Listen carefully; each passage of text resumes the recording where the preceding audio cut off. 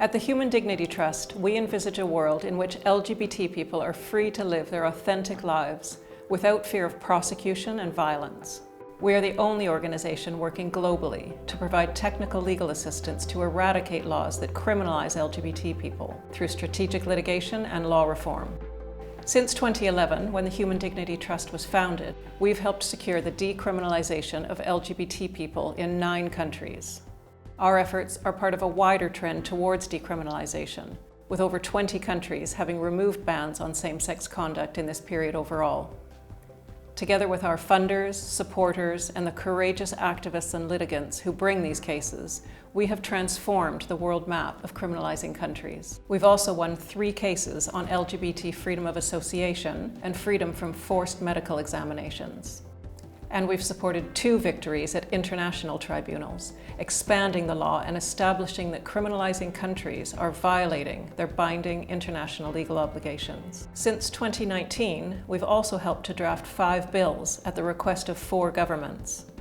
One of those bills has already been enacted into law, and others are hopefully on the cusp. To support our work, we have leveraged over £22 million worth of pro bono legal assistance from major global law firms and top barristers. An estimated 16.5 million LGBT people have had their rights vindicated by way of our successful legal action so far. We have also supported communications campaigns in 15 countries, reaching hundreds of millions of people with positive and hopeful messaging about LGBT people's rights.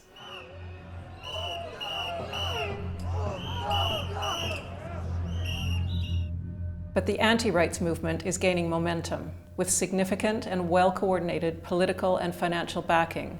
Powerful groups wish to undo this progress and force LGBT people back into the margins. Since 2019, there have of course been concerning developments. New criminalising provisions enacted in Uganda, Chad, Brunei, Burkina Faso, and Mali reflect a terrifying trend of draconian laws that aim to further demonize and outlaw LGBT people. While courts in Trinidad and Tobago, Jamaica, St. Vincent and the Grenadines, Kenya, Ghana, and Malawi have all upheld criminalisation. The effects of criminalisation and these rollbacks cannot be overstated. They enable the stigma, discrimination, and violence to which LGBT people are too often subjected. I know what it is to live in fear. I know what it is to live in hiding and to be ostracized. I know what it feels like to be beaten and left for dead. So what we've seen in Namibia is a spike in homophobic attacks, both verbal and physical. More than 70 million LGBT people live in countries where they could be imprisoned for consensual same-sex intimacy. Our work is vital for their freedom. That's why we are expanding our reach and capacity to meet the challenge head-on, working in more countries in all regions of the world. Today, we are actively working with partners in 16 countries, where we continue to support legal change that upholds the rule of law. Decriminalisation transforms the lives of LGBT people.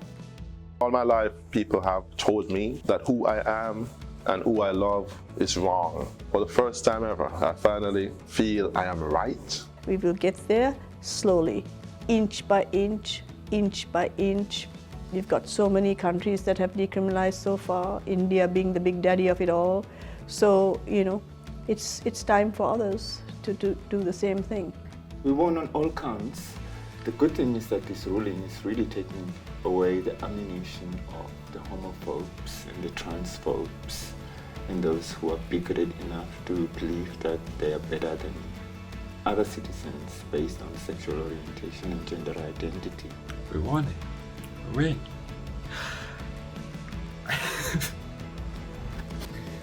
Today was a pivotal moment in the equality for Barbadian citizens.